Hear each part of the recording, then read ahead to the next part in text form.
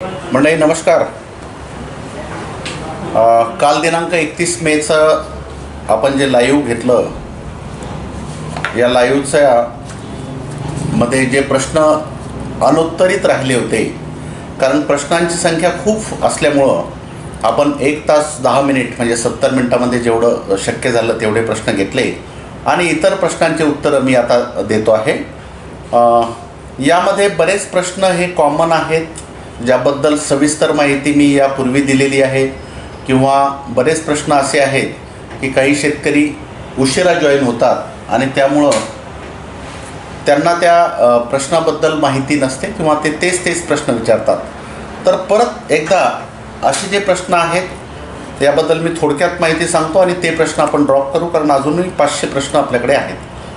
तर बघा, बऱ्याच शेतकऱ्यांनी कापसाच्या जाती विचारल्या आहेत की माझी शेत असं आहे, हलकं आहे, मध्यम आहे, कोणी भारी आहे, मी कापसाची जात कोणती लावू, किंवा अमुक जात चांगली आहे का, तमुक जात चांगली आहे का. तर या कापसाच्या जातीबद्दल आपण एक स्पेशल व्हिडिओ बनवला आहे. त्यात जवळपास 12 ते 13 कंपन्यांच्या वेगवेगळ्या जाती, लवकर येणाऱ्या, मध्यम कालावधीच्या आणि उशिरा येणाऱ्या, अशी त्याची शिफारस आपण केलेली आहे. त्यापैकी जी आपल्या आवडीची जात असेल ती आपण लावू शकता. मी कुठल्याही विशिष्ट कापसाच्या जातीची शिफारस करत नाही. त्यानंतर तुरीच्या जातीबद्दल शेतकऱ्यांनी विचारले. तर तुरीमध्ये जे आपण नोटिफाईड व्हरायटी म्हणू, म्हणजे विद्यापीठाने शिफारस केलेले ज्या जाती आहेत त्यामध्ये मी शिफारस वैयक्तिक माझी आवडती जात जी आहे लाल तुरीमध्ये, ती 716 आहे. आपण बुस्टर 716 म्हणू शकतो त्याला, किंवा BDN 716. तर ही जात 160 ते 165 दिवसाचा कालावधी आहे, मर रोगाला सहनशील आहे, उत्पादन क्षमता चांगली आहे आणि हिचं डाळसुद्धा खूप चांगली होते. याच्या व्यतिरिक्त PKV तारा नावाची एक जात आहे, ही सुद्धा 170 ते 180 दिवसाची आहे, 716पेक्षा थोडी लेट आहे. BSMR 736 आहे, ही सुद्धा 170-180 दिवसाची आहे. आशा नावाची जात आहे, ती 180 ते 190 दिवसाची आहे. याच्या व्यतिरिक्त खाजगी कंपन्यांच्या काही जाती आहेत, जसं अंकुर सीड्सची चारू आहे, ही सुद्धा एक चांगली जात आहे. दप्तरी 48 आहे, कावेरी सीड्सची संपदा आहे, त्यानंतर निर्मलची दुर्गा आहे. या इतर म्हणजे या खाजगी कंपन्यांच्या जाती आहे. मात्र 716, तारा, 736, आशा या लाल तुरीमधल्या नोटिफाईड व्हरायटी म्हणजे विद्यापीठानं शिफारसीत केलेल्या व्हरायटी आहेत. तर आपल्याला जी योग्य वाटेल ती आपण लावू शकता.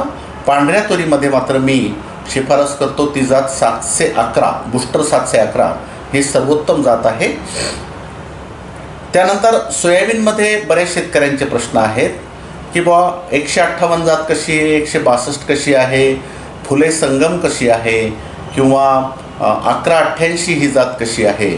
तर या सोयाबीनच्या जातीबद्दल सुद्धा सविस्तर माहिती मी आपल्याला दिली आहे. कोणी विचारतं 335 पेरावं की 9305 पेरावं.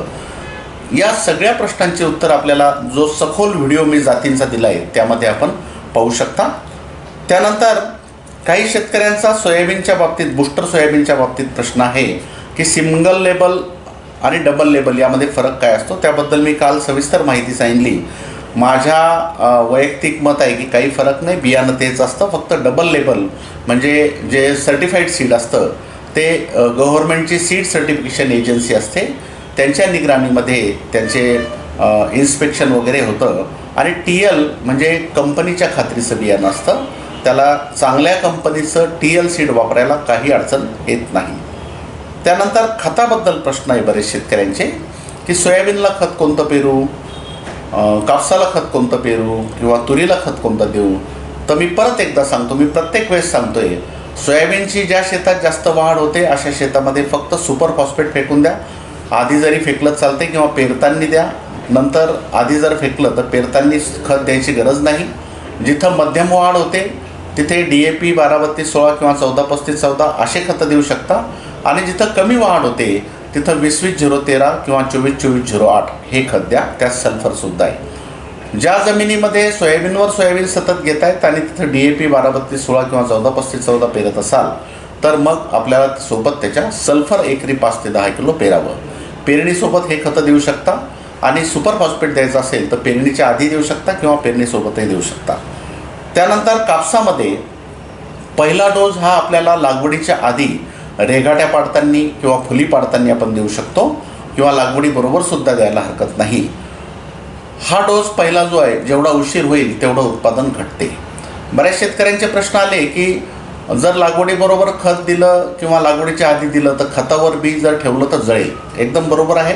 खतावर जर बी ठेवलं तर जळू शकतं, पण आपल्याला जे खत पेरायचं आहे ते खोल पेरायचं आहे आणि त्याच्यावर माती पडणार आणि नंतर माती पडल्यानंतर त्याच्यावर आपण बी ठेवणार, त्यामुळं असं बी जळत नाही.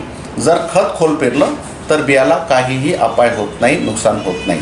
त्यामुळं आपण लागवडीच्या आधी किंवा लागवडीबरोबर किंवा लागवड झाल्याबरोबर 4 दिवसाच्या आत हे आपण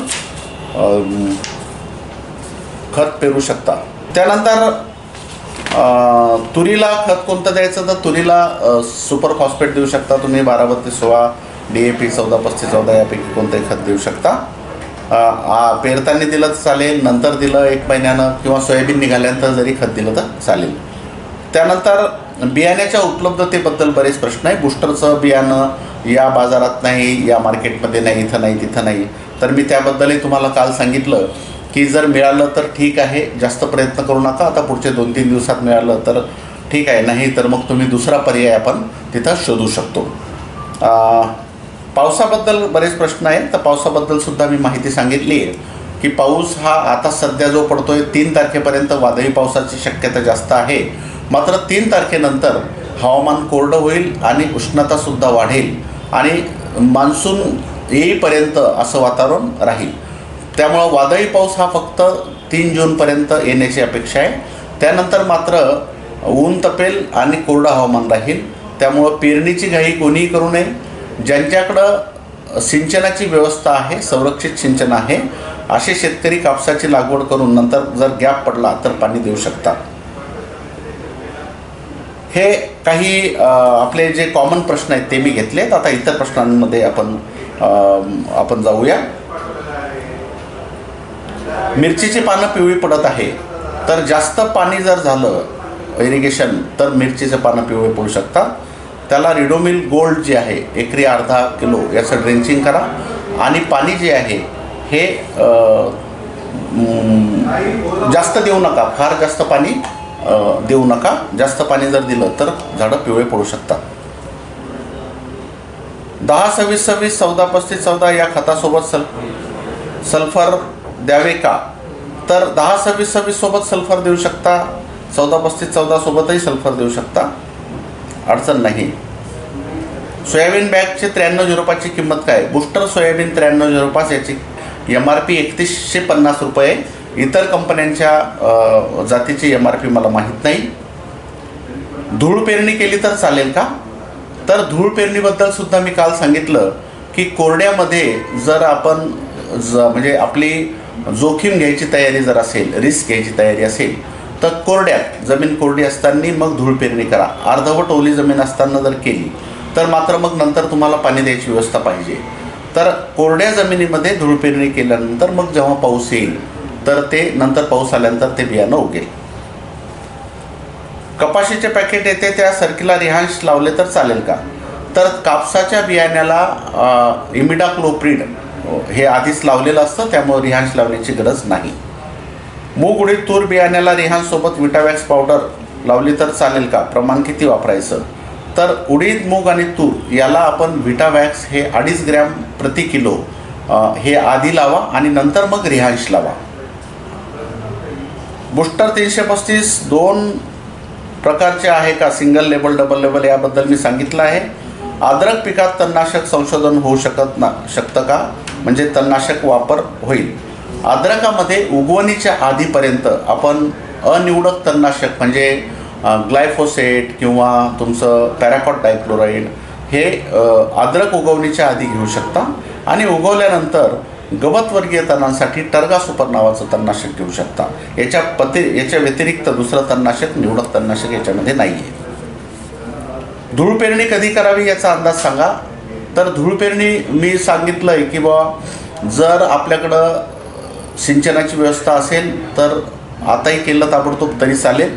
आणि सिंचनाची व्यवस्था नसेल तर मात्र आपल्याला वाट पाहावं लागेल. आम्हाला जर पक्का अंदाज आला की बा धूळ म्हणजे पाऊस चांगला पडणार आहे तेव्हा आम्ही तुम्हाला धूळ पेरणीबद्दल सांगू.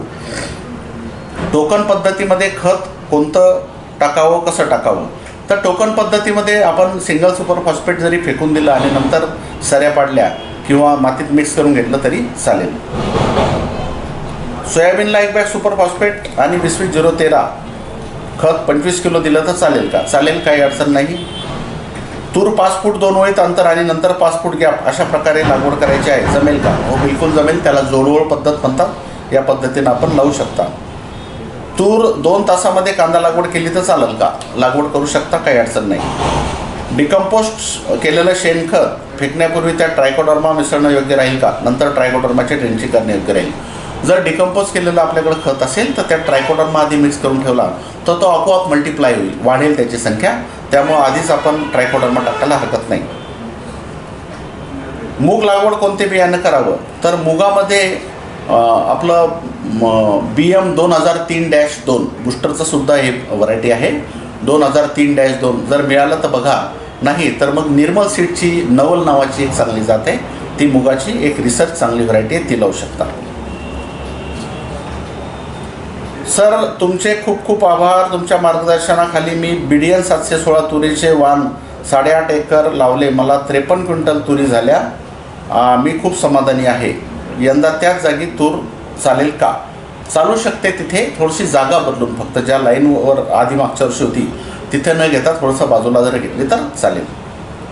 तुरीच्या बाजूला 1-1 तास सोडून उडीद पेरला तर उडदाचं उत्पादनात घट येईल का? हो, उत्पादनात उडदाच्या घट येईल, मात्र तुरीचं उत्पादन तिथे खूप चांगलं वाढेल.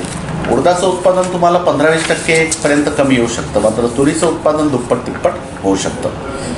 तुरीचे सर, माझ्या वावरातील काही क्षेत्रात बर्डाला लागून असलेल्या तुरी अगोदर येतात व शेंगा पूर्ण भरत नाही, झाडे सुकतात. अर्ध्या क्षेत्रात तूर हिरवी राहते व चांगली भरते. तर बघा, बर्डाला लागून म्हणजे हलकी जमीन आहे, त्यामुळं तिथं ती लवकर मॅच्युरिटी येते.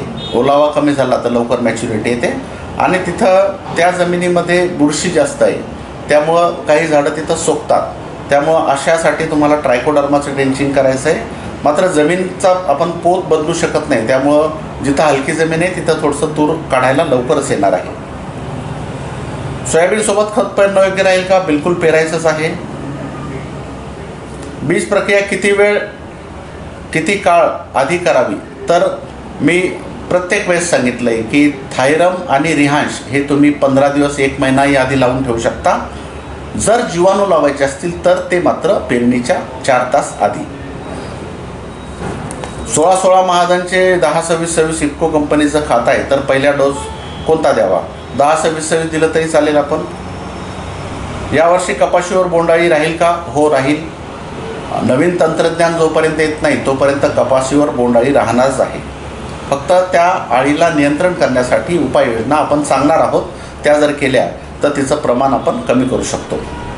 तुरीला रिहांश आधी लावायचं का ट्रायकोडर्मा आधी लावायचं? PSB रायझोम लावले तर चालेल का? तर तुरीला आधी रिहांश लावायचं आणि नंतर मग जीवाणू ट्रायकोडर्मा असो PSB असो जे काय लावायचं तुम्हाला ते नंतर लावा. आम्ही सलग 8 वर्षापासून सोयाबीन घेत आहोत, तरी खत व्यवस्थापन सांगा.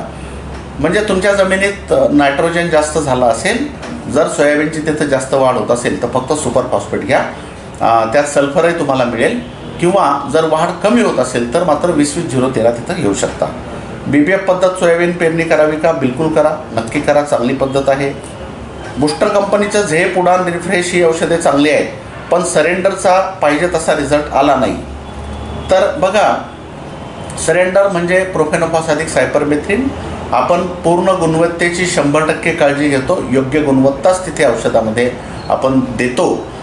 एखाद्या वेळेस आपला वापर चुकीच्या वेळी झाला किंवा चुकीचा डोस झाला किंवा चुकीच्या किडीसाठी आपण त्याला टार्गेट केलं असेल तर आपल्याला रिझल्ट मिळाला नसेल. पण सरेंडर या कीटकनाशकाचे चाहते लाखो आहेत.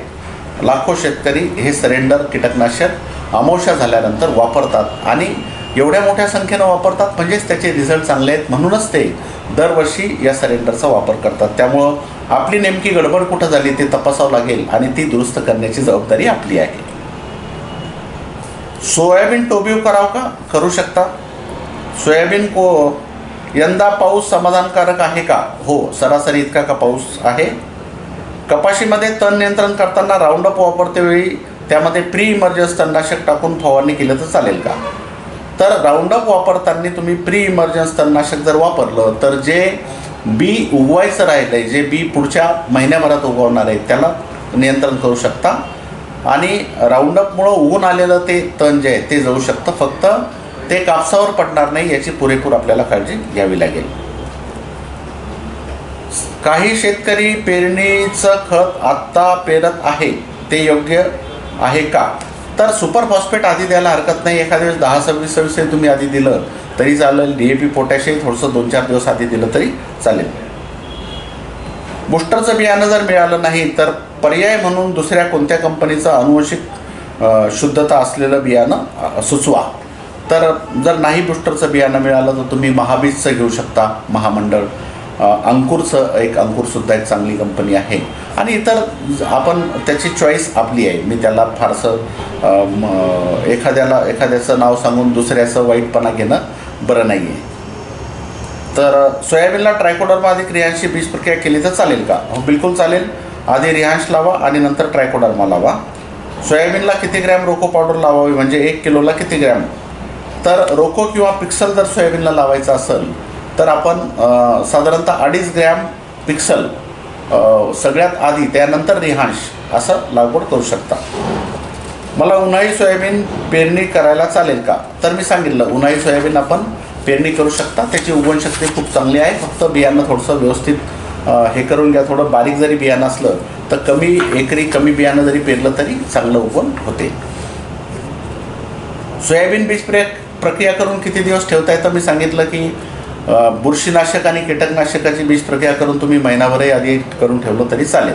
फक्त जीवाणू जर लावायचे असेल तर ते पेरणीच्या दिवशी लावायचे.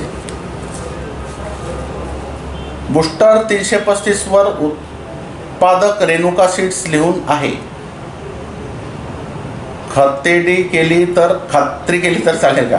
मी तुम्हाला कालही सांगितलं की उत्पादक वेगवेगळे असू शकतात, मात्र विक्रेता जे आहे बूस्टर प्लांट जेनेटिक्स आहे, तर त्या बियाणं हे बूस्टरचंच आहे. त्याची काहीही चिंता करू नका, त्याच्याबद्दल काहीही शंका घेण्याची गरज नाही.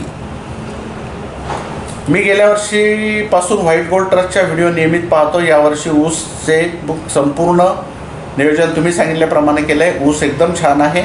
कृपया खरीप मक्याचे नियोजन सांगा. तर मक्याचा व्हिडिओ आपण ऑलरेडी आपल्या चॅनलवर टाकलेला आहे, तो कृपया पहा. सर, हवामानाचा अंदाज पाठवत जा. तर बघा, हवामानाचा अंदाज आपण प्रत्येक लाईव्हमध्ये सांगतो आणि जवळपास 2.5 लाख शेतकऱ्यांना आपण SMS-सुद्धा हवामानाचा पाठवत होतो. मात्र एक थोडी तांत्रिक अडचण अशी आली आहे की आपण शनिवारी किंवा रविवारी हवामानाचा अंदाज आपल्याला हवामान तज्ज्ञ देत होते आणि त्याचा SMS आपण सोमवारी पाठवत होतो. मात्र आता केंद्र सरकारचं जे ट्राय डिपार्टमेंट आहे त्यांनी आपल्याला कोणता SMS आपल्याला म्हणजे भारतामध्ये कोणाला जरी जे आपण बल्क मेसेजच्या थ्रू मेसेज पाठवतो तर तो पाठवायचा असेल तर त्याचं जे आपल्याला परवानगी आहे, त्या मेसेजची परवानगी किमान 4-5 दिवस आधी घ्यावं लागते.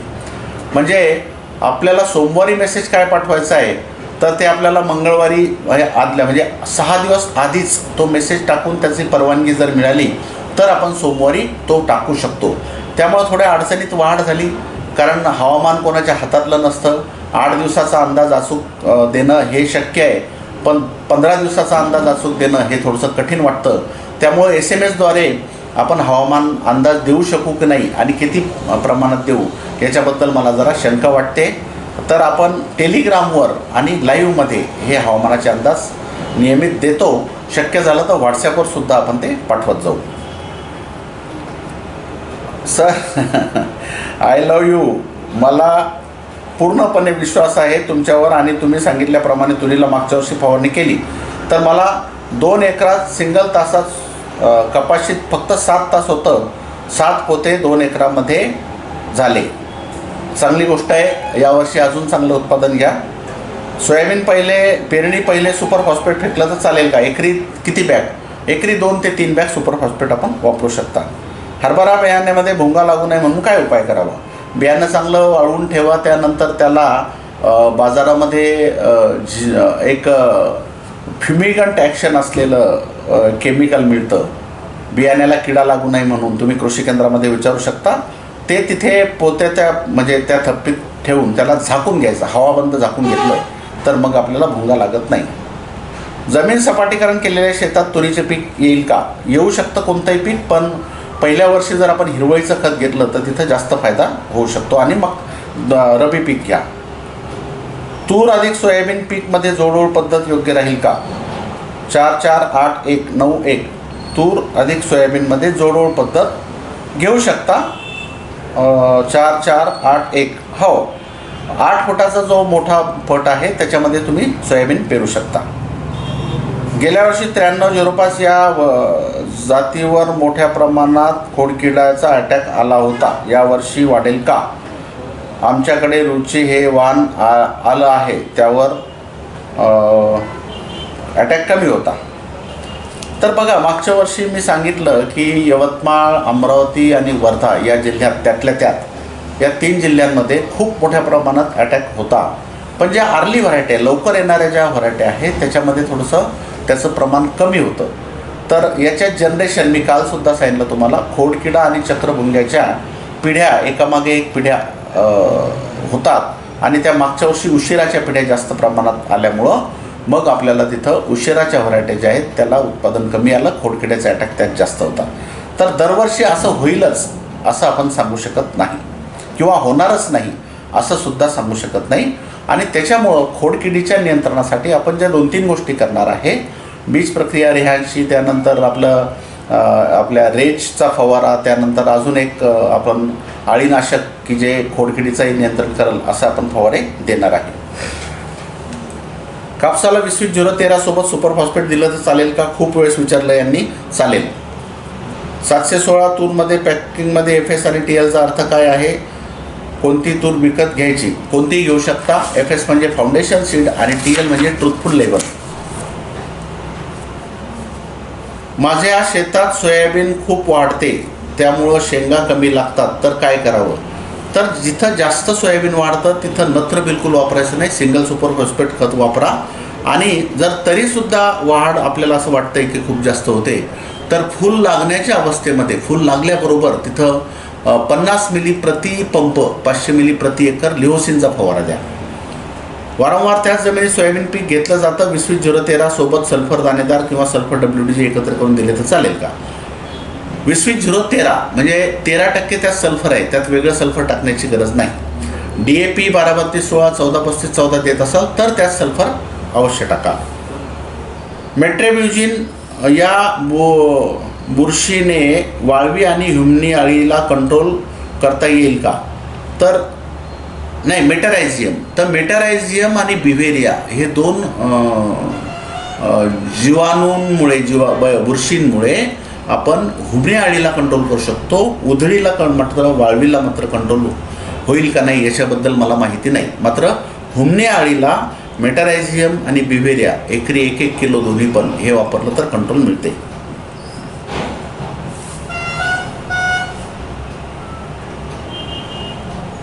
तुरीला आतापासून रिहांश आणि विटावॅक्स लावून ठेवलं तर चालेल का? चालेल.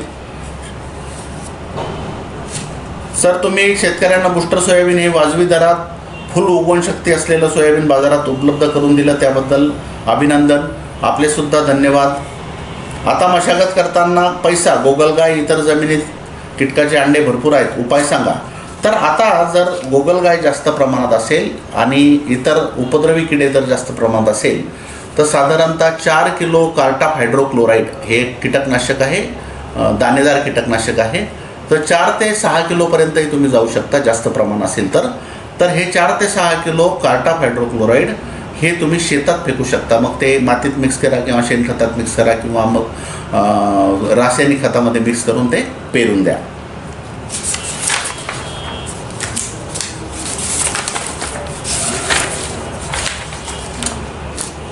सोयाबीन व तुरीचं व्यवस्थापनाचा संपूर्ण नवीन व्हिडिओ अपलोड लवकरात लवकर करतो.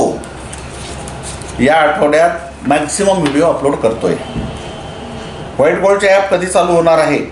व्हाईट गोल्डच्या ॲपबद्दल आम्हाला खूप आशा होती, पण पाहिजे तसा डेव्हलपर आम्हाला मिळाला नाही, तर त्यामुळं आमचं ते काम अर्धवट राहिलं आहे. काही दिवसातच किंवा लवकरात लवकर आम्ही प्रयत्न करू, ते ॲप सुरू होईल. सोयाबीनला रिहानसोबत ह्युमिक जेल लावलं तर चालेल का? चालते, काही अडचण नाही.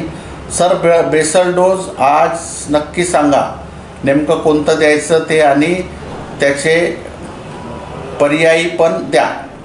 आपला कापसाबद्दलचा प्रश्न आहे. तर कापसाला तुम्ही जर सुपर फॉस्फेट द्यायचं असेल तर 3 बॅग सुपर फॉस्फेटमध्ये 1 बॅग पोटॅश असं प्रमाण टाकून 1 एकरात, 1.5 एकरात किंवा 2 एकरात तुम्ही तुमच्या यांना द्या.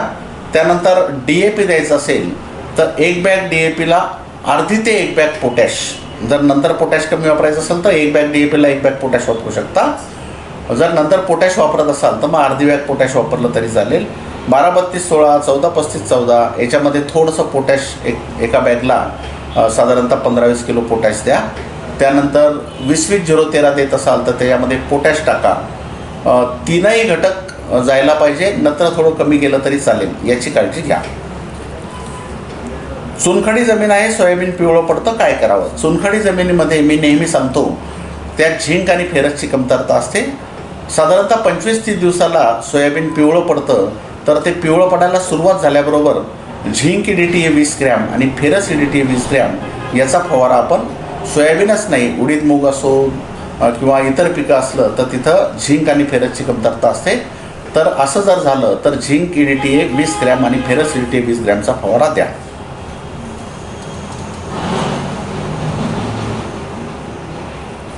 जालना जिल्ह्यामध्ये 716 ही तूर येत नाही का? येऊ शकते. जालना काही फार वेगळं नाही आहे. तो आपल्या जालना जिल्ह्याच्या बाजूला जे बुलढाणा जिल्ह्यातलं सिंदखेड राजा आहे, देऊळगाव राजा आहे, इकडं चिखली आहे, इकडं सगळीकडे ती तूर चांगली येते. जालन्यात सुद्धा येईल. फक्त मी असं म्हणत असतो की इथं जालना जिल्ह्यात मोठ्या प्रमाणात पांढरी तूर लागते 711. तर तुम्हाला 716 लावायची असेल तर ती साधारणतः 11पेक्षा 10-12 दिवस लेट आहे, पण तुम्ही लावू शकता, काही अडचण नाही. उन्हाळी मक्याच्या वावरात कापूस पीक घेतलं तर चालेल का? घेऊ शकता. तुरीचे 9x1 प्रमाणे 10 एकर व्हाईट गोल्ड ट्रस्ट प्रमाणे नियोजन करणार आहे. 10 एकरी चारू व 10 एकर 716. तर शेतामध्ये एकीकडून पाणी देता येऊ शकते. तर पाणी चारूला द्यावं की BDN 716 द्यावं आणि पाणी. तर आपल्याला 2 व्हरायट्या लावायच्या आहे, चारू आणि 716. काही हरकत नाही, आपण लावाव्या. आणि पाणी देताना फुलाच्या आधी किंवा फूल संपल्यानंतर आपल्याला त्या जातीला पाणी द्यायचं आहे. त्यामुळं आपण नियोजन कुठंही कसंही केलं तरी चालेल, पण 716ला पाणी जर एक पाणी देऊ शकलात आपण तर त्याच्या उत्पादनामध्ये अजून जास्त वाढ होईल. सर नमस्कार, आपण जे मार्गदर्शन देतात ते एकदम चांगलं आहे, वेळेवर आहे, म्हणून मी व्हाईट गोल्ड ट्रस्ट औरंगाबादचे मनपूर्वक आभार मानतो. धन्यवाद. मी वाशी तालुक्यातील शेतकरी आहे. सोयाबीन 335, तूर 716 योग्य आहे का? हो, एकदम योग्य आहे. उन्हाळ्यात रिहानची ढेकळावर फवारणी केली तर जमिनीतील कीटकाचे नियंत्रण होते का? नाही. उन्हाळ्यात जर रिहान्स फवारलं ढेकळावर तर जमिनीतल्या कीटकांचं नियंत्रण होत नाही. बियाला लावल्यानंतर याच्यासाठी होतं की ते किडे बियाला खायला आले तर ते औषध त्याला लावलेलं असतं, ते पोटात जाऊन मरतात, त्यामुळे होतं. आता सोयाबीन पेरलं तर चालेल का? ओलिताची सोय आहे, उत्पादनात घट होईल का? आता सोयाबीन पेरलं तर चालू शकतं जर ओलिताची चांगली व्यवस्था असेल तर. जसं पश्चिम महाराष्ट्रामध्ये, सांगली जिल्ह्यामध्ये, कोल्हापूरमध्ये, काही साताऱ्याच्या काही भागामध्ये मेच्या शेवटी सोयाबीनची लागवड किंवा पेरणी करतात आणि पाण्यावर त्याला पाणी देत राहतात पाऊस येईपर्यंत. तर आपल्या इथं सुद्धा आपण प्री मान्सून सोयाबीनची लागवड केली, पाण्याची शाश्वती असेल तर चालू शकतं. आज दिनांक 31/5 रोजी पाऊस चांगला झाला आहे, वर पाणी देण्याची सोय आहे, तर सोयाबीन पेरणी केली तर चालेल का? मी सांगितलं त्याबद्दल. जंगली डुक्कर न खाणारे तुरीचे वाण सांगा. डुक्कर सगळ्याच जातींना खाते, पण आपण कार्बोफ्युरॉन नावाचं एक औषध आहे, कीटकनाशक आहे, भयंकर विषारी आहे, त्याला फार जपून वापरावं लागेल आपल्याला. तर कार्बोफ्युरॉन हे कीटकनाशक पावडर आहे, ती म्हणजे भुकटी असल्यासारखं आहे.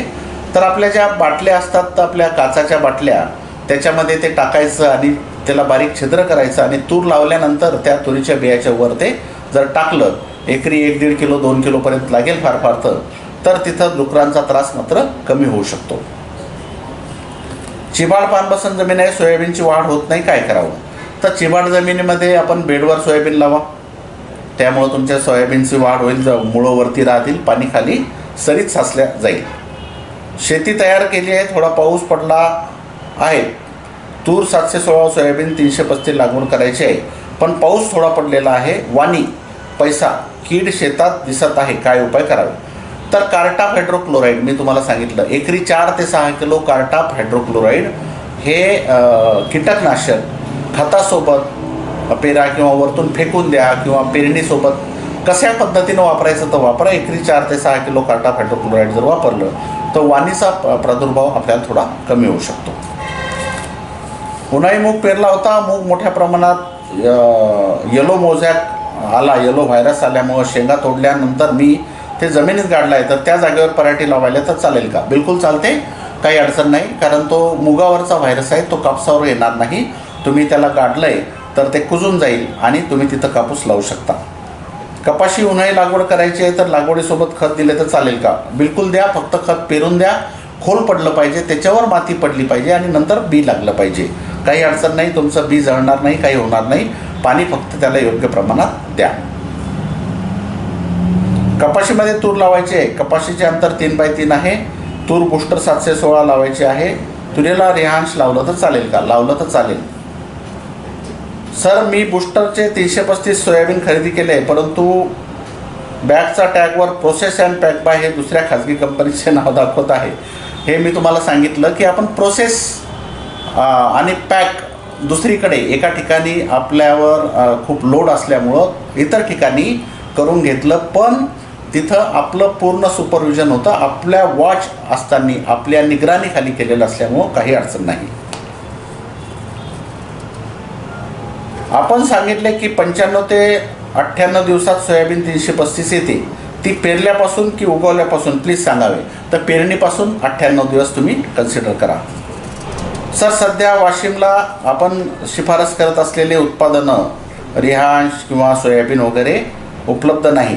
तर वाशिममध्ये बालाजी कृषी सेवा केंद्र आहे आणि बाहेती कृषी सेवा केंद्र आहे, त्यांच्याकडं मी शिफारस करतो आहे. ते सगळं उपलब्ध होईल 2-3 दिवसामध्ये. आताही झालं असेल किंवा 2-3 दिवसामध्ये नक्की वाशिममध्ये आपल्याला उपलब्ध होईल. त्यानंतर मालेगावमध्ये बिर्ला कृषी सेवा केंद्र आहे, तिथेसुद्धा आपल्याला मिळेल. PSB KMB उपलब्ध नाही तर बीज प्रक्रिया कशी होणार? PSB आणि KMB, आपलं जे PSB KMB आहे बूस्टरचं, P बूस्ट आणि K लिफ्ट, याला साधारणतः अजून 15-20 दिवस किंवा 1 महिना लागू शकतो. ते आपण रासायनिक खतासोबत मिक्स करून द्या. आता सध्या जर तुम्हाला पाहिजे असेल तर चांगल्या कंपनीचं, चांगल्या गुणवत्तेचं कुठलं तरी आपण घेऊ शकता.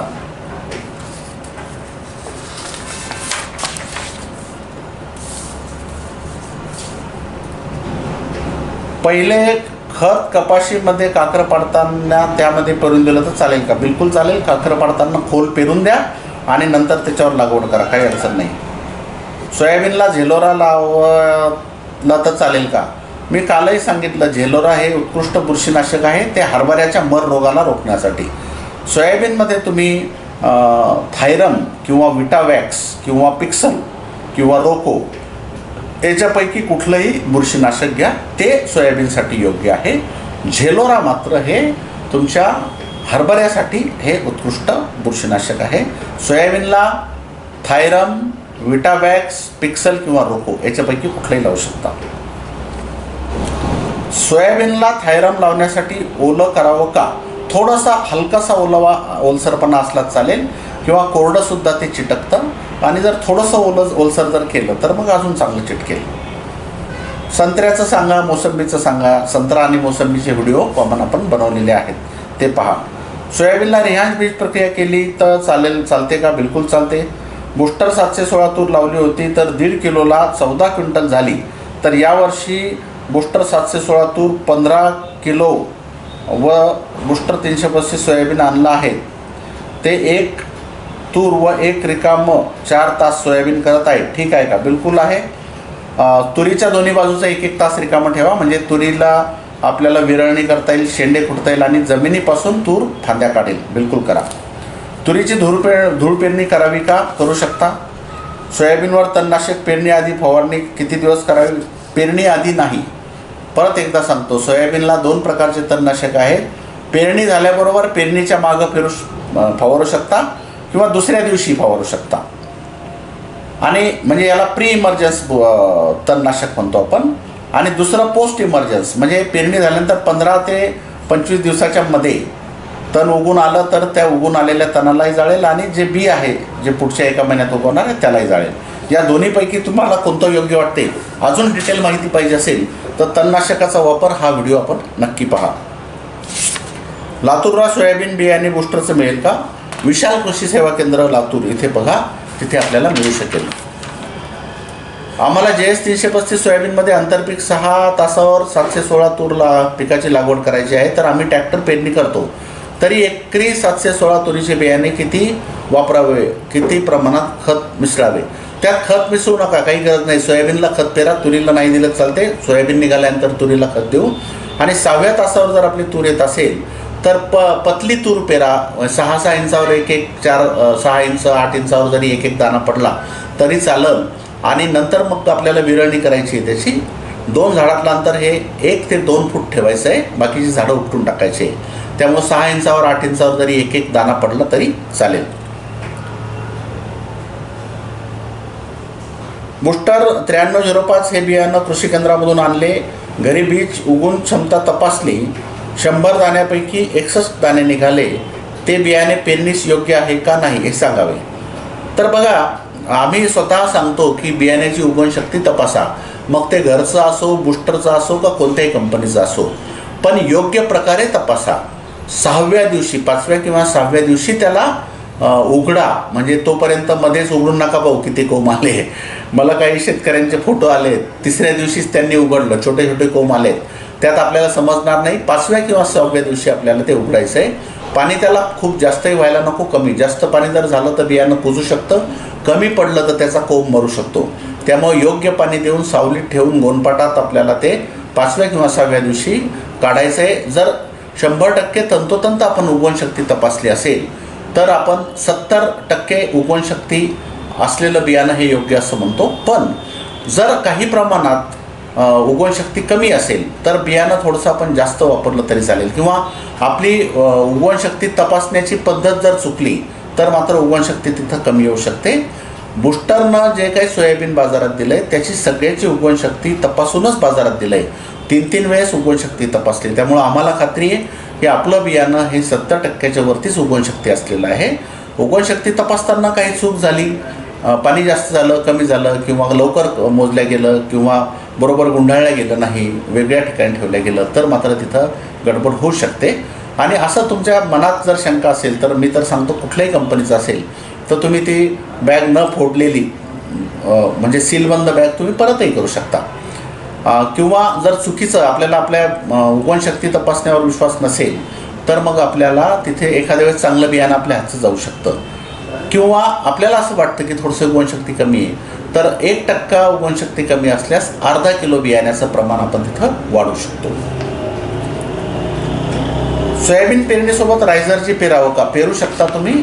आपल्याला खर्च पुरत असेल तर एकरी 5 किलो रायझरजी पेरायला हरकत नाही. सोयाबीनमध्ये 6 तासावर तुरीचे तास घेणं आहे, तरी एकरी किती वापरावे जेणेकरून आपल्याला 1 फुटावर 1 बी पडेल? 1 फुटावर 1 बी पडण्याच्या ऐवजी 6-6 इंचावर बी पडू द्या. अर्धे झाडं उपटायचं काम पडलं तर चालेल. पण किंवा ठीक आहे, 1 फुटावर जरी पडलं तर 1 ते 2 फूट आपण अंतर ठेवणार आहे. मग तुम्हाला 1 फुटावर 1 झाड जर पडलं तर फार फार तर अर्धा किलोच बियाणं एका एकरामध्ये अशी जर लागवड केली तर अर्धा किलो बियाण्याचं आपलं काम होईल.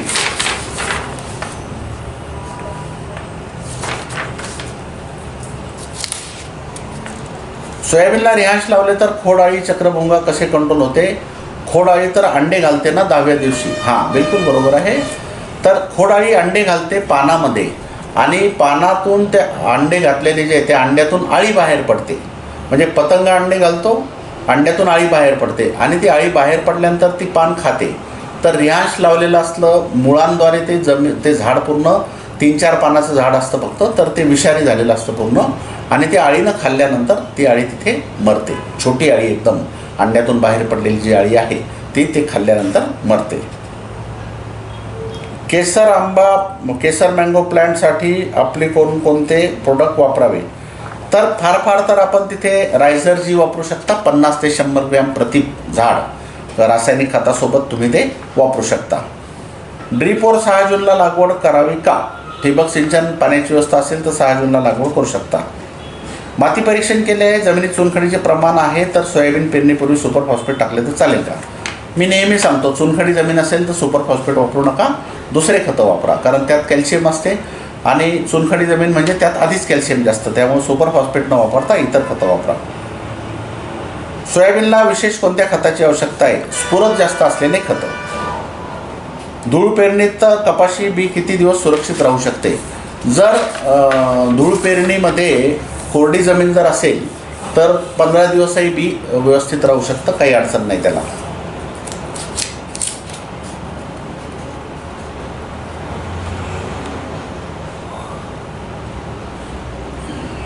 बऱ्याच शेतकऱ्यांचे तूर आणि सोयाबीनला पेरणीबद्दलचे वेगवेगळे प्रश्न आहेत, तर त्याचा व्हिडिओ मी आता आज उद्याच बनवतो आणि गुरुवारपर्यंत तो अपलोड करतो, म्हणजे अशा सगळ्या शेतकऱ्यांना त्यांच्या प्रश्नाचे उत्तरं मिळतील. घरचं सोयाबीन 15 ते 20% बारीक आहे तर ते बाहेर काढावं का? काढू नका, बारीक दाणे काढण्याची गरज नाही, ते उगवतात. बारीक दाणा जरी असला तर उगवतो, उलट दाण्याची संख्या वाढते, ते वेगळे करायची गरज नाही. सर, बुस्टर 736 व 716 यापैकी कोणती लावावी? रान काळीच आहे. बघा, 716 आणि 736 या दोन्ही जाती चांगल्या आहे. 716चा 60-65 160 ते 165 दिवस कालावधी, तर 736चा 170 ते 175 दिवस आहे, म्हणजे 10-15 दिवस 736 लेट आहे. बाकी मर रोगाला 716 जास्त सहनशील आहे, 736 सुद्धा सहनशील आहे, पण 716पेक्षा कमी आहे. पण उत्पादन क्षमता सुद्धा दोन्हीची चांगली आहे. आपण आपला निर्णय घ्या.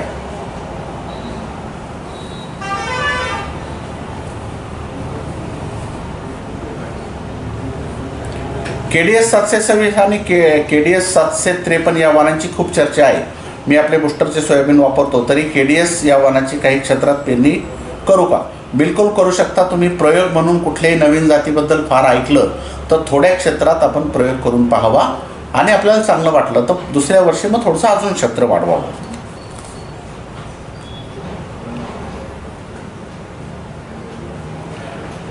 रिहांश राहुरीला कुठं मिळेल? शेवगाव, पाथर्डी, संगमनेर या नगर जिल्ह्यातल्या बऱ्याच मार्केटबद्दल, बऱ्याच बाजारांबद्दल शेतकऱ्यांनी विचारणा केली आहे, तर आम्हाला माफ करा, नगर जिल्ह्यामध्ये सध्या तरी फार जास्त ठिकाणी हे उत्पादनं उपलब्ध नाही, पण आमचे प्रयत्न चालले आहेत. मग तुम्हाला आता सध्या जर नाही मिळालं रिहांश तर थायमिथॉक्झान FS चांगल्या कंपनीचं घ्या आणि नंतर आम्ही काहीतरी व्यवस्था नक्की करू. एक नगर जिल्हाच थोडासा आमचा सुटला आहे, तर त्याची आम्ही काळजी घेऊया. सोयाबीनमध्ये तूर असेल तर मॅक्स हे तणनाशक चालेल का? मॅक्सबद्दल मला खात्री नाही. आपण स्ट्रॉंग आर्म डोस कमी करून वापरू शकता. मॅक्स मला वाटतं सुमिटोमो कंपनीचं आहे, तर आपण त्याच्या प्रतिनिधीला विचारावं.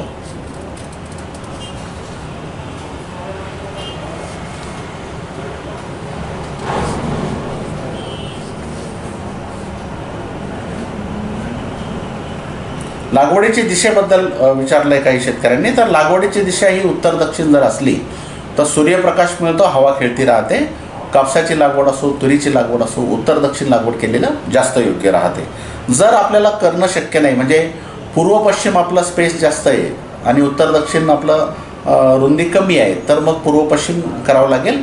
पण जर शक्य असेल तर उत्तर दक्षिण लागवड करा.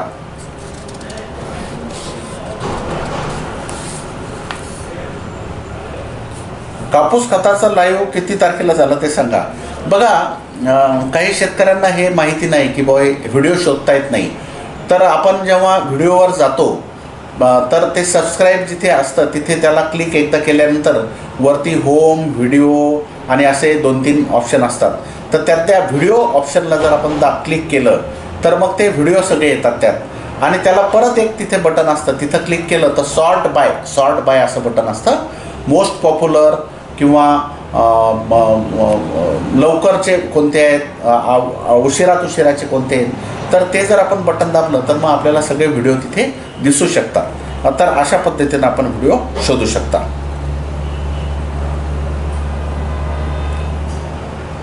सोयाबीनचे 100% उगवण झाली आहे बियाण्याची, तर किती बी पेरावं? जर 100% बियाण्याची उगवण झाली असेल तर आपण एकरी 20 किलो जरी बियाणं पेरलं तरी तेवढं दाणे, तेवढी झाडाची संख्या आपण मेंटेन करू शकता.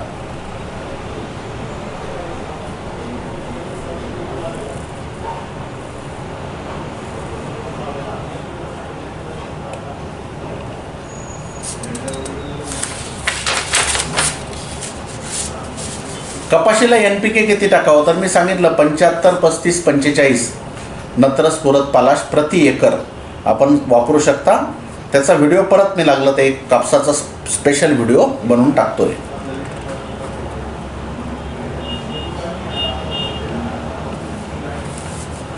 एक महिन्याच्या तुरीला ट्रायकोडर्मा एका पंपाला किती ड्रेंचिंग करावं? 100 ग्रॅम एका पंपाला करा. सोयाबीन पेरतेवेळी क्लोरो 10% किंवा फोरेट वापरलं तर खोडकिडा नियंत्रित होईल का? तर क्लोरोबद्दल तर सांगता येत नाही, पण फोरेट जर वापरलं तर काही प्रमाणात खोडकिडा नियंत्रित होतो. सर, आम्ही आमच्या गावात मंदिरात आपलं प्रत्येक लाईव्ह 100-200 जण पाहतो. आपले खूप खूप धन्यवाद. आपले सुद्धा आभारी आहोत. जर आपण एवढं उत्साहानं एवढ्या मोठ्या प्रमाणात शेतकऱ्यांना हे आपले शेती उपयुक्त कार्यक्रम दाखवता तर निश्चितच आपले सुद्धा मी आभार मानायला पाहिजे.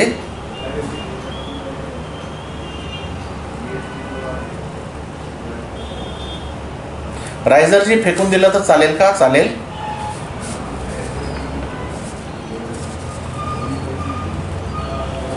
चांगल्या जमिनीवर तूर किती अंतरावर लावावी? तर किमान 6 फूट जर निखळ तूर एक लाईन लावायची असेल तर किमान 6 फूट, किंवा चांगली भारी जमीन जर असेल तर 5 फुटाच्या रेघाट्या मारायच्या, 2 लावायच्या आणि 1 सोडून द्यायची. म्हणजे मोठं अंतर 10 फुटाचं येईल आणि छोटं अंतर 5 फुटाचं येईल.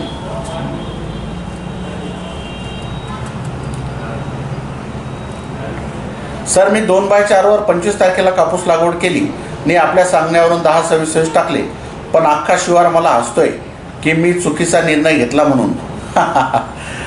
फार चांगला प्रश्न आपण विचारला. बघा, जेव्हा आपण वेगळं काहीतरी करतो, नवीन काहीतरी करतो, तेव्हा आपल्याला वेड्यात काढतात किंवा आपल्याला लोक हसतात. आपण जेव्हा तुरीचे शेंडे खुडायला सांगितले तेव्हा शेंडे खुडणाऱ्या शेतकऱ्यांना इतर सगळे शेतकरी असले. आपण जेव्हा तुरीच्या दोन्ही बाजूचं सोयाबीनचं 1-1 तास पेरू नका म्हटलं तेव्हाही लोक हसले. जेव्हा अंतर एवढं ठेवा म्हटलं तेव्हाही हसले. पण हे सगळे हसणारे शेतकरी जे आहेत हे त्या शेतकऱ्याचं, ज्याला आपण आपलं ऐकून ज्याने केलं त्याचं शेत पाहायला नक्की आले. याचं कारण की उत्पादन त्या पारंपरिक पद्धतीपेक्षा आपल्या पद्धतीमध्ये उत्पादन त्या शेतकऱ्याला दुप्पट तिप्पट जास्त येईल तुरीमध्ये, असं त्यांना खात्री होती. सोयाबीनला सुद्धा रिहाश लावायला सुरुवातीला आम्ही 2-3 वर्षापूर्वी जेव्हा सांगितलं तेव्हा शेतकऱ्यांनी लावलं तर जे करणाऱ्या शेतकऱ्यांना इतर शेतकरी हसले. तसं तुम्ही 10-26 जर पेरलं, कापूस लागवड करण्यापूर्वी पेरलं असेल तर तुम्हाला सगळा शिवार हसला तर त्याला हसू द्या बिलकुल. त्यांना म्हणा की ठीक आहे, आपण बघू, फरक पाहू. आणि तुम्ही मुद्दाम त्यांना फरक दाखवा की तुम्ही आधी खत पेरल्यामुळं तुम्हाला तुमचा कापूस चांगला आहे की नाही, तो फरक दाखवा. फक्त हे खत पेरताना मी जे सांगितलं आहे की ते थोडं खत खोल पेरायचं, म्हणजे डायरेक्ट खतावर बी लावायचं नाही आणि पाणी मुबलक असावं. मग तुम्हाला काही चिंता नाही, काही अडचण नाही. लोकांना असू द्या, नंतर त्यांना आणून तुमचा कापूस नक्की दाखवा. तूर पेरणी करताना पूर्व पश्चिम पेरावे की उत्तर दक्षिण? शक्य झालं तर उत्तर दक्षिण पेरा.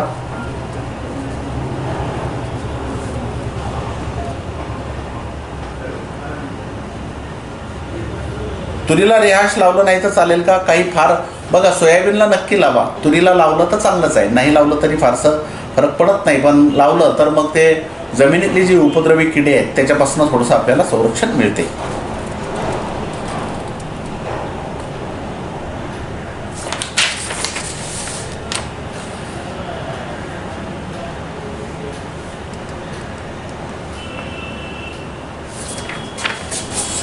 विटावॅक्स हे औषध सोयाबीनला लावताना पाणी किती टाकावे? हलकंसं पाणी द्यायचं.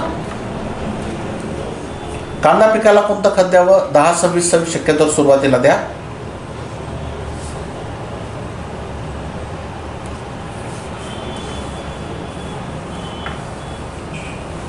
शेतात नमक टाकलं तर फायदे होतात का तोटे? माझ्या माहितीप्रमाणे तोटे होतात. काही लोक त्याची शिफारस करतात मिठाची शेती, पण शास्त्रीयदृष्ट्या हे योग्य नाही आहे. कुठंच शास्त्रामध्ये अशी शिफारस केली नाही. त्यामुळे मी तरी याचा विरोधक आहे.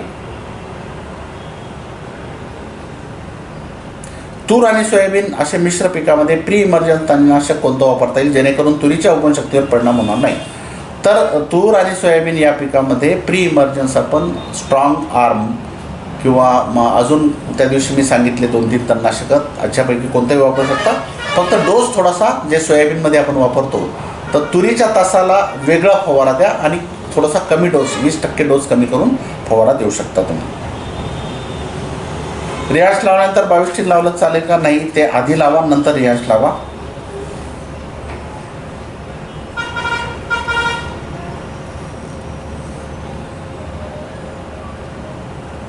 दोन वर्षाचा पराठीचा बेवडा आहे, सोयाबीनला खत देणं गरजेचं आहे का? देऊ शकता तुम्ही. रायझरजीमध्ये घटक कोणते आहे? रायझरजी हे एक उत्कृष्ट गुणवत्तेचं ह्युमिक ॲसिड आहे. 6% ह्युमिक ॲसिड, एकदम बेस्ट ह्युमिक ॲसिड असलेलं उत्पादन आहे. रायझरजी किंवा ह्युमिसिलजी किंवा ह्युमिसेंट जी हे 2-3च मी ह्युमिक ॲसिड शिफारस करतो, कारण बाजारात ह्युमिक ॲसिडचा फार गोंधळ झालेला आहे आणि कुठलंही काही सोडियम ह्युमेटचं, पोटॅशियम ह्युमेटचं ह्युमिक ॲसिड विकतात. हे लिगरनाईटच्या सोर्सचं आहे. रायझरजी किंवा ह्युमिसिलजी किंवा ह्युमिसेंटजी याच्यापैकी कोणतंही एक वापरू शकता. कापूस तूर आंतरपीक घेतलं चालेल का? चालेल, पण माझी शिफारस अशी आहे की कापूस वेगळा लावा, तूर वेगळी लावा. दोघांचं व्यवस्थापन त्याच्या गरजेनुसार करा, तुम्हाला त्याच्यात जास्त फायदा होईल.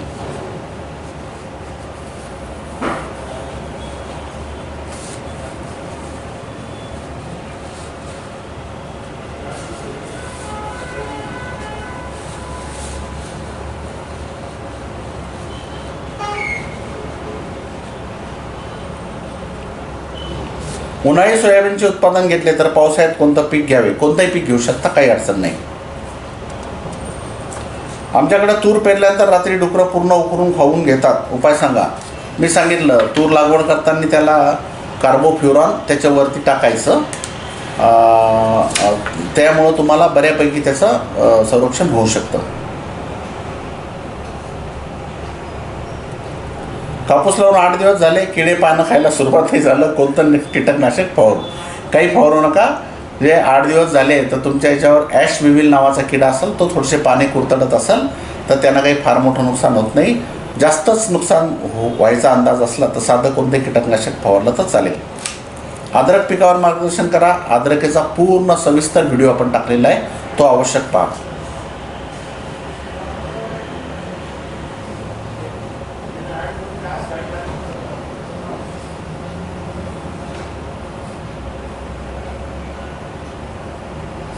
सोयाबीन 2 पानावर असताना 10 दिवसाचा असताना क्लोरोपायरिफॉसचा स्प्रे घेतल्यानंतर खोडमाशी आटोक्यात येईल का?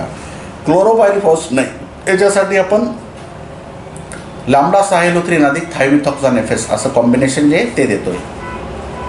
आपल्या मार्गदर्शनाखाली पांढऱ्या जमिनीतसुद्धा हळदीचे चांगलं उत्पन्न घेतलं. सर विलास चित्रकार सरांनी मायकोस्टार या नवीन उत्पादकांचा उच्चार केला आहे, ते का त्यांचे कार्य काय? तर बघा, ट्रायकोबूस्ट आहे, ते ट्रायकोडर्मा आहे बूस्टरचं, पण अजून सध्या बाजारात आलं नाही. 15-20 दिवस तरी त्याला लागतील किमान.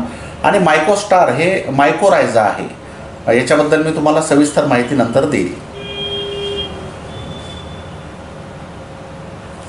तूर पिकामध्ये 2 ओळीत कमीत कमी अंतर किती असावे? जर निखळ तूर आपण पेरत असाल तर निखळ तुरीमध्ये आपण कमीत कमी 6 फूट अंतर तरी असावं. सोयाबीन बियाणे अजून आपले मेहकर लोणार रिसोडमध्ये आले नाही. मेहकरमध्ये अजंता कृषी सेवा केंद्रावर एकदा विचारून बघाल, आलं असेल तर, किंवा विवेकानंद कृषी सेवा केंद्र लोणारला विचारून बघाल, किंवा आमच्या कस्टमर केअरला फोन करा. आपल्या इकडे या भागात जर काही प्रोडक्शनचं देता आलं तर बघूया.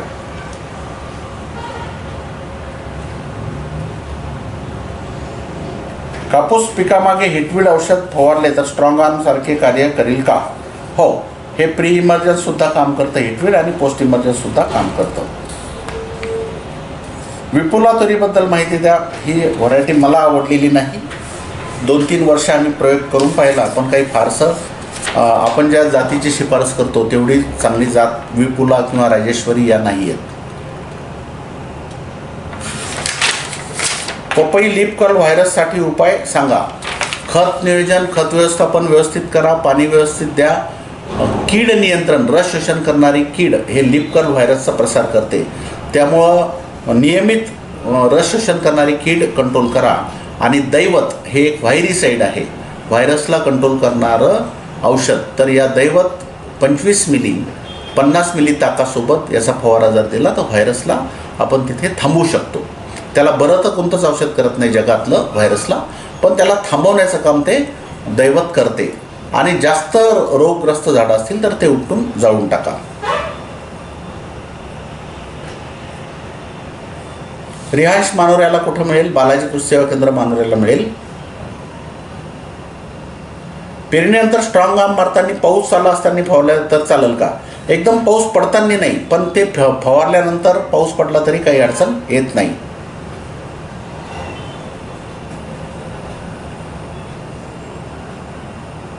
तूर बेडवर लावली तर अंतर 6 तास सोयाबीन लावलं तर चालेल का?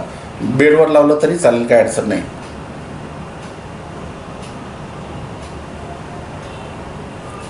रान भिजून लवकर मूग पेरणी करता येईल का? लवकर मूग पेरणी केली तर चालेल, मृगामध्ये मुगाची पेरणी झाली पाहिजे. कापसामध्ये आंतरपीक म्हणून सोयाबीनचं पीक घेतलं तर लवकर येणारे सोयाबीन सांगा. 9560 नावाची जात आहे, ती 9305 पेक्षाही लवकर येते. तर मंडळी, हे प्रश्न आहेत. काही प्रश्न बघा, जवळपास 739 प्रश्न आहेत कालच्या लाईव्हमध्ये पूर्ण. तर जे कॉमन प्रश्न होते ज्याबद्दल सविस्तर माहिती मी कालच्या लाईव्हमध्ये दिली, परत आताही दिली, त्यामुळं ते प्रश्न घेतले नाही.